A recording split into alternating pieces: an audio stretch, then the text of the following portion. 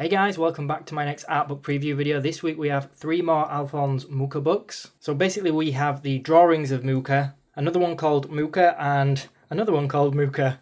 So let's start with Drawings of Mucha, 70 works by Alphonse Mucha, including 9 in full colour. A lot of you guys who are fans, a quick look at the front and back there by the way, a lot of you who are fans of Art Nouveau and Alphonse Mucha will probably be pretty familiar with this book. It's a pretty old one at this stage. I think it's like Dover Publications or something like that. But I wanted to show it anyway because I actually think it's one of the better books depending on what it is you actually like about his art style.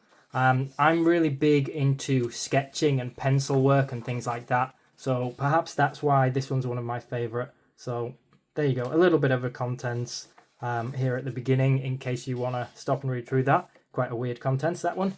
So yeah, this book is not a big one in terms of page count, and I'm going to try and skip through it pretty quickly because I want to keep the video fairly short considering that we have 3 books to look through in this video.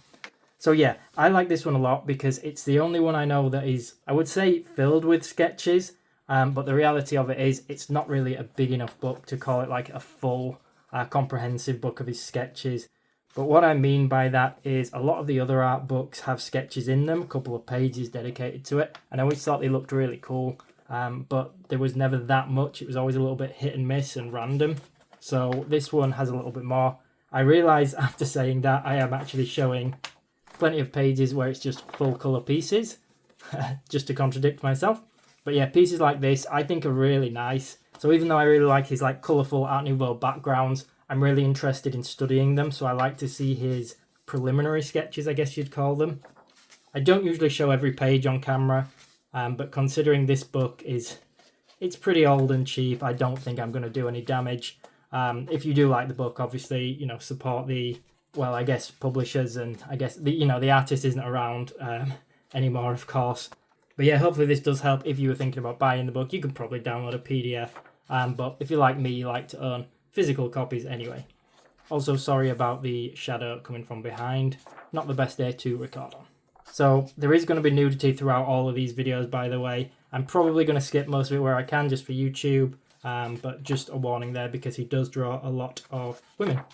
Okay, so moving on, we've got this one here called Mucha by Renate Ulmer, and this is a Taschen book, the publisher, and it's quite a thin book relative to the next one we're about to see, but quite small in dimensions. Let me zoom in. Okay, so quick look at the front and the back there. Nice image on the back. $4.99. This one was a cheap one, and that's actually the reason why I bought some of these books. It's really difficult to know what's included in them because there are so many Art Nouveau or Alphonse Mucha art books that it really causes me a little bit of trouble. I never know which to get, which have overlapping pieces, and which are just full of text, which I do know this one has like 30 pages of just text. So I'm skipping ahead a little bit there. So yeah, I thought I would make these videos for anyone that's in the same position as me, where maybe they want to buy some of the Alphonse Mucha art books, but they're not sure what's included. They don't know if they already own all the artwork. It can be really difficult because there really are so many of these books now. So for me personally, if you've watched any of my other Alphonse Mucha videos, you'll hear me say I love the Alphonse Mucha sort of Art Nouveau style where they've got these backgrounds, these poster backgrounds. I love the style of the figures with the line art around them. I find it all very appealing, but the trouble is that's the main reason why I buy these books. And there was one of my older videos and I had this really thick hardback book and like 60, 70 pages at the beginning were all just text. And whilst, you know, that's great, very respectful to the artist, and for those that have a big interest in learning the history of Art Nouveau and everything like that, for me, I just want a gallery book. Yeah, a little bit selfish, I guess, in some ways, but that's the kind of thing I'm after. And then a lot of them have, you know, these sections here where it's almost like the decorations or I don't know what it is, if it's jewellery. Again, I don't know a huge amount about the artist. But yeah, it's whilst it's cool stuff, it's not what I'm after, and it's really difficult to find a book that is just really his paintings or sketches along with, you know, the Art Nouveau style, the backgrounds, things to study from.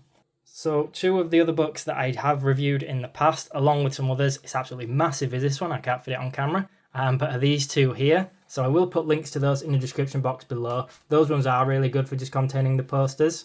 Now let's get to book 3. Okay, so here we are. This is one I picked up randomly. Again, I got it really cheap. This one is a hardback. It's a pretty thick book, especially compared to that last one. It's a little bit smaller in dimensions, as you can see, if I can actually get that in shot. Quick look at the front and back. This one does have a sleeve on it as well, or a dust jacket, whatever you want to call it. So again, these books always start with, a bit of a biography, a bit of information. This one actually gets into the images quite fast. That's quite impressive. I haven't looked through this in a while. I picked it up really cheap, and as mentioned, I just kind of wanted some little reference books full of his work. And when they are as cheap as this, I see it as pretty low risk buying them. I'll just buy them pre-owned to check them first if needs be.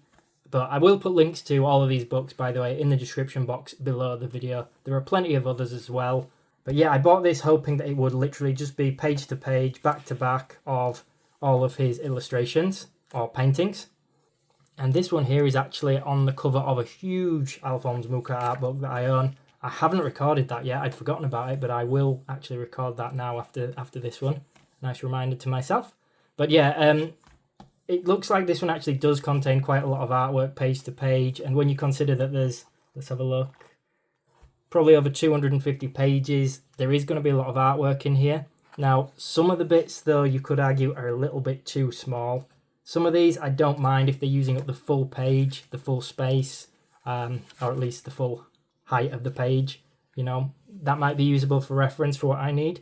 But there are some pages or some images where, it's a little bit small, and depending on how good your eyes are or anything like that, you might find, maybe it's a little bit too small.